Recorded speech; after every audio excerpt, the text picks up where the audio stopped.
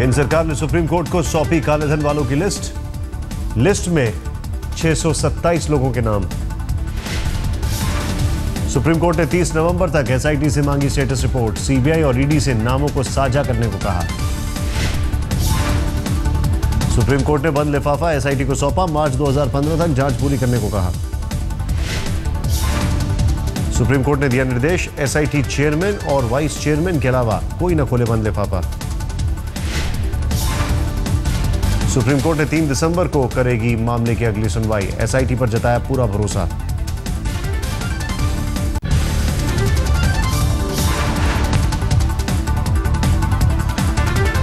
छह 627 लोगों की लिस्ट में आधे से ज्यादा भारतीय लोगों के नाम। उन पर लागू होता है भारतीय टैक्स कानून। इस लिस्ट में 627 या 28 नाम मैंने आपको बताया, जिसमें से आधे से ज्यादा हिंदुस्तान के रेसिडेंट हैं और बाकी एनआरआईज हैं जिस पे इनकम टैक्स लागू नहीं होता। केंद्र से सुप्रीम कोर्ट को बताया, लिस्ट में शामिल कुछ भारतीयों ने माना एचएसबीसी बैंक में है उनका खाता, जरूरी टैक्स चुकाने को भी तैयार। एचएसबीसी बैंक में 2006 तक भारतीयों ने जमा की थी रकम। केंद्र ने बताया था कि फ्रांस से उन्हें जुलाई 2011 में मिली थी लिस्ट। ये लिस्ट फ्रांस के पास आई थी क्योंकि किसी एचएसबीसी के नुमाइंदे ने ये स्विट्जरलैंड के अकाउंट से लिस्ट चुराई थी और वो फ्रांस के पास गई। सरकार ने सुप्रीम कोर्ट को बताया, 27 जून 2014 को एसआईटी को सौंप चुके थे लिस्ट। वही लिस्ट आज सुप्रीम कोर्ट को सौंपी गई। हमने कोर्ट को कल भी और आज भी बताया था कि यही लिस्ट 27 जून 2014 को ऑलरेडी हम दे चुके हैं, पर सुप्रीम कोर्ट ने फिर से यही लिस्ट उनके पास भेजी है।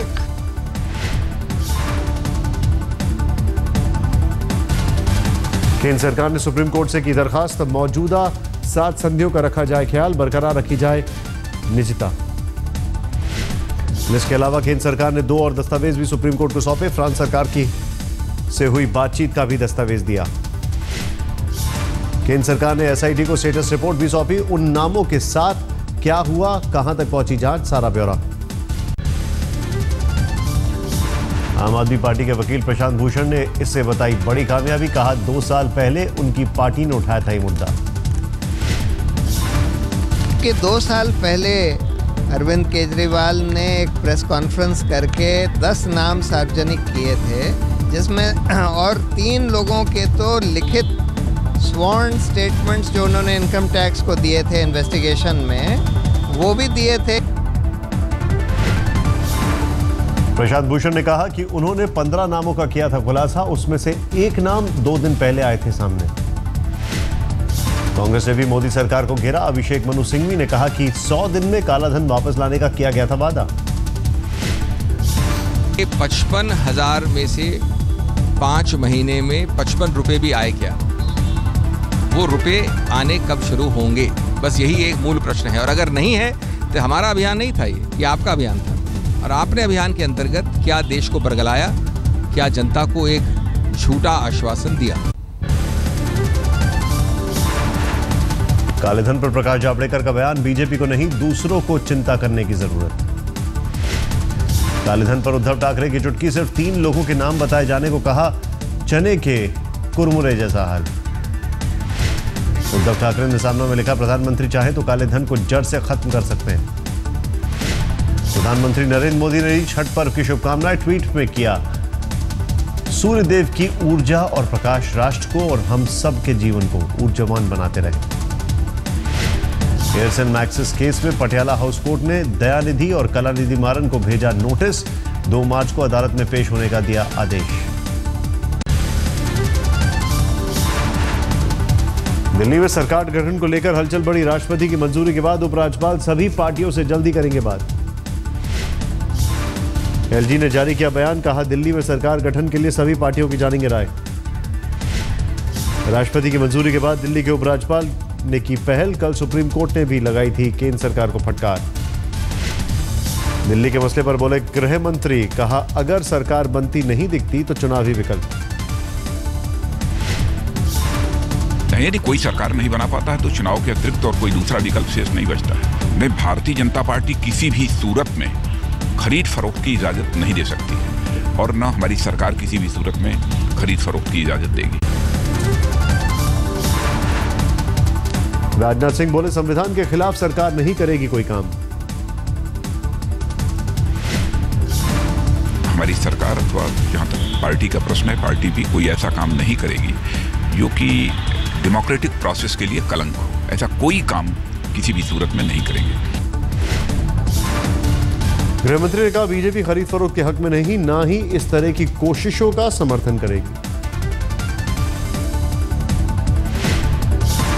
आम आदमी पार्टी के संयोजक केजरीवाल ने उठाया सवाल, कहा आज क्यों नहीं एलजी अगले कुछ दिनों में करते हैं बातचीत। सारी पार्टियों को भी 3 घंटे में बुला लो, उसके बाद उनसे बात करके अपनी रिपोर्ट दे दो और कल कोर्ट में जाके कह दो। अगर नीयत साफ हो तो इसका मतलब तुम बैकडोर से सरकार चलाते रहो बैकडोर से एलजी के थ्रू सरकार चलाते रहो बीजेपी वाले। केजरीवाल की मांग, आज शाम को ही नजीब जंग बुलाए सर्वदलीय बैठक, शाम तक ले फैसला, कल बताएं सुप्रीम कोर्ट को अपना फैसला। अगर सारी पार्टियों को बुलाना है तो बहुत अच्छी बात है। अभी 2 घंटे में फोन कर दो सबको, सारे आ जाएंगे। मैं अभी जाने को तैयार हूँ। बीजेपी वाले सारी पार्टियों को भी 3 घंटे में बुला लो, उसके बाद उनसे बात करके अपनी रिपोर्ट दे दो और कल कोर्ट में जाके कह दो। अगर नीयत साफ हो तो। केजरीवाल ने कहा 8 महीने से उनकी पार्टी कर रही है मांग, अगर सर्वदलीय बैठक बुलाते तो 10 मिनट में हो जाता फैसला।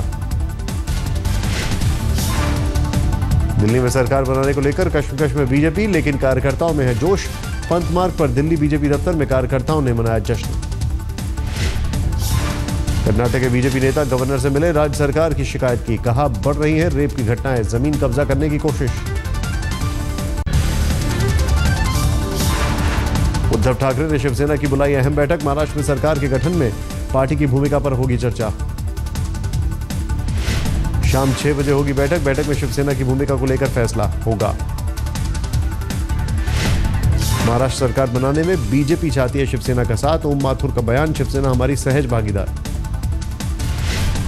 दिया है, सामने बहुमत साबित करने के लिए दिया है। शिवसेना हमारी नेचुरल अलायंस थी, हमारा अब भी इच्छा है कि शिवसेना हमारे साथ आए।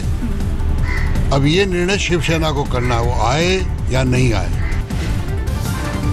शिवसेना की भूमिका पर सस्पेंस बरकरार, ओम माथुर ने कहा शिवसेना से फिलहाल नहीं हुई कोई बात। रसोई गैस 3 रुपए महंगी हुई, अब दिल्ली में 1 सिलेंडर के देने होंगे 417 रुपए। डीलर का कमीशन बढ़ने के चलते बड़े रेट, डीलर लंबे समय से कमीशन बढ़ाने की कर रहे थे मांग। समाजवादी पार्टी ने जारी की राज्यसभा उम्मीदवारों की लिस्ट, रामगोपाल यादव, अशोक वाजपेयी, नीरज शेखर के नाम।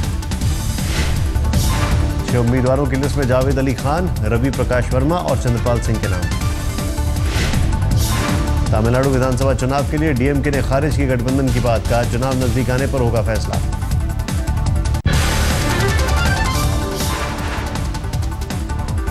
गंगा को प्रदूषित कर रहे 17 उद्योगों पर कार्रवाई के लिए सुप्रीम कोर्ट सख्त, नेशनल ग्रीन ट्राइब्यूनल को ट्रांसफर किया केस। पॉल्यूशन कंट्रोल बोर्ड इन 17 उद्योगों पर कार्रवाई करने में रहा था नाकाम, पॉल्यूशन कंट्रोल बोर्ड को लगाई लताड़। पश्चिम बंगाल के बीरभूम में बीजेपी नेता की हत्या की जांच करेगी बीजेपी की कमेटी, कल बीरभूम जाएंगे मुख्तार अब्बास नकवी, कीर्ति आजाद और Udit Raj.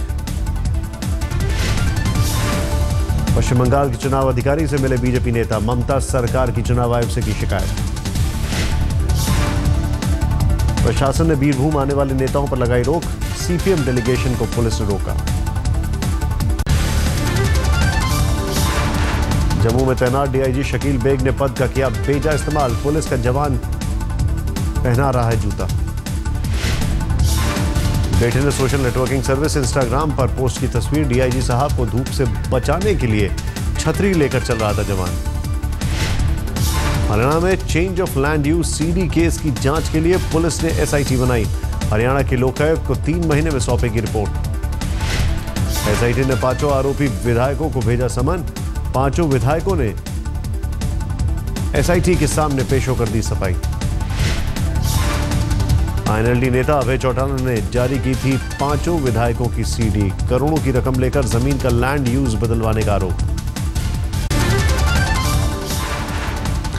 All India radio की फ्री न्यूज एसएमएस सर्विस शुरू। सूचना प्रसारण मंत्री ने कहा, नई सेवा समाज के साथ संवाद।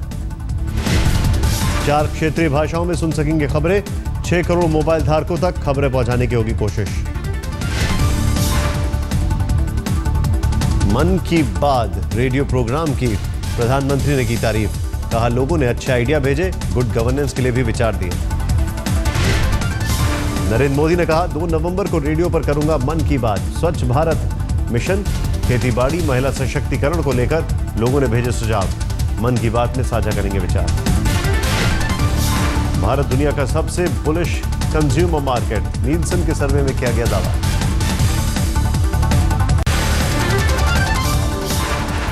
अरब सागर में मंडरा रहा है साइक्लोन नीलोफर। हवाओं की रफ्तार 210 किलोमीटर प्रति घंटे। समंदर के अंदर मचा रहा है हलचल। गुजरात की ओर हुई समुद्री तूफान का रुख। पहले के मुकाबले कमजोर पड़ा नीलोफर। 13 किलोमीटर प्रति घंटे की रफ्तार से गुजरात के नालिया की ओर बढ़ रहा है तूफान। 31 या 1 तारीख को उत्तरी गुजरात के समुद्र तट से टकराएगा तूफान, लेकिन मौसम विशेषज्ञों के मुताबिक तब तक साइक्लोन का स्टेटस खो देगा नीलोफर। एनडीआरएफ ने गुजरात में तैनात की 14 टीमें। 550 कर्मी बाढ़ राहत उपकरणों से लैस। जोधपुर और राजस्थान में भी उठाए गए एहतियाती कदम। असम के मुख्यमंत्री तरुण गोगोई ने कहा, वर्धमान धमाके मामले में बरपेटा से 6 लोग गिरफ्तार किए गए। एनआईए से जांच की सिफारिश की। गोगोई ने माना, असम में बांग्लादेशी जमायत मुजाहिदीन ने फैलाया जाल। राज्य में जिहादी और आतंकी गतिविधियां हुई तेज। आईएसआईएस के हैदराबाद से जुड़े तार। एक संदिग्ध सॉफ्टवेयर इंजीनियर पर पुलिस को शक। पुलिस ने की पूछताछ। सुरक्षा बलों ने कश्मीर के हंदवाड़ा में 3 आतंकियों को किया ढेर। कल से चल रही थी मुठभेड़। सेना का दावा, लश्कर तैयबा के मारे गए आतंकवादी 13 अक्टूबर के आसपास की थी घुसपैठ। रायपुर के बेमेतरा गांव में अंधविश्वास के चलते महिला की हत्या। परिवार के लोगों ने ही डायन बताकर सरेआम की हत्या। मारने से पहले महिला से की गई दरिंदगी। 5 घंटे तक पीटा, शरीर पर डाली गई मिर्ची। घटनास्थल से 2 किलोमीटर था पुलिस थाना, लेकिन न पुलिस पहुंची और न ही कोई महिला को बचाने। रोहतक में बैंक के बाहर तीसरे दिन भी लॉकर धारकों का धरना जारी। पुलिस को नहीं मिला चोरों का सुराग। पुलिस ने बैंक प्रबंधन के लिए दर्ज किया केस। चोरों ने सुरंग बनाकर बैंक के सारे लॉकर लूटे। इलाहाबाद के कीटगंज में धर्मशाला में धमाका। धमाके से जमींदोज हुआ धर्मशाला। धमाके के पीछे आतंकी साजिश का शक। धर्मशाला में रुका था एक शख्स जिसका बैग से हुआ धमाका। कानपुर में आयरलैंड के युवक की मिली लाश। रेलवे ट्रैक पर पड़ा हुआ था मृतक। शव के पास ही मिला बैग। इवान वायरिंग का था मृतक का नाम। दिल्ली के भजनपुरा से 2 स्कूली छात्र लापता। 3 दिन से नहीं मिल रहा है कोई सुराग। सलमान खान के स्वच्छता अभियान का सामने आया एक और वीडियो। पनवेल की झुग्गी में लगाई झाड़ू। इसके पहले सलमान खान ने करजत में लगाई थी झाड़ू। मोदी ने 9 सफाई रत्नों में से एक है सलमान खान। एशियन गेम से गायब रहने वाले खिलाड़ियों पर गिरेगी गाज। खेल मंत्रालय ने कहा, देश के लिए नहीं खेलोगे तो नहीं मिलेगी सरकारी मदद। टेनिस स्टार लिएंडर पेस, सोमदेव बोपन्ना ने एशियन गेम से किया किनारा। उनकी हरकत से नाराज है खेल मंत्रालय। मशहूर फुटबॉलर डियागो मैराडोना ने की अपनी गर्लफ्रेंड की पिटाई। पिटाई का वीडियो हुआ वायरल।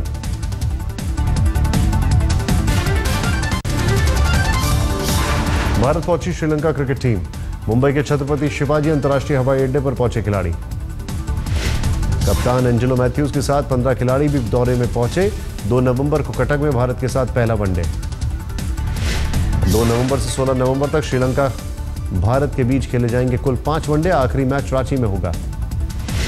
कटक वनडे से पहले इंडिया ए और श्रीलंका के बीच प्रैक्टिस मैच। 30 अक्टूबर को मुंबई में होगा मुकाबला। बीसीसीआई ने किया था श्रीलंका एक टीम से अनुरोध, वेस्टइंडीज का दौरा बीच में छोड़ने की वजह से मैच खेलने का दिया था न्योता। ऑस्ट्रेलिया को दूसरे नंबर पर धकेलकर आईसीसी की वनडे रैंकिंग में 5 साल बाद टॉप पर पहुंचा दक्षिण अफ्रीका। टीम इंडिया तीसरे पायदान पर। बल्लेबाजों की वनडे रैंकिंग में हाशिम आमला ने दूसरे पायदान से विराट कोहली को धकेला। डिविलियर्स टॉप पर बरकरार। वेस्टइंडीज के क्रिकेटर मार्लो सैमुअल्स ने कप्तान ड्वेन ब्रावो के दावे को किया खारिज। कहा, भारत दौरा अधूरा छोड़ने के फैसले में नहीं थी उनकी सहमति। ब्रावो ने दावा किया था कि दौरा रद्द करने में सबकी थी सहमति। सैमुअल्स बोले, दौरा छोड़ने के बारे में मुझसे नहीं पूछा गया। सूर्य की उपासना का महापर्व छठ आज शाम देश के कई शहरों में व्रती दे रहे हैं डूबते हुए सूर्य को अर्घ्य।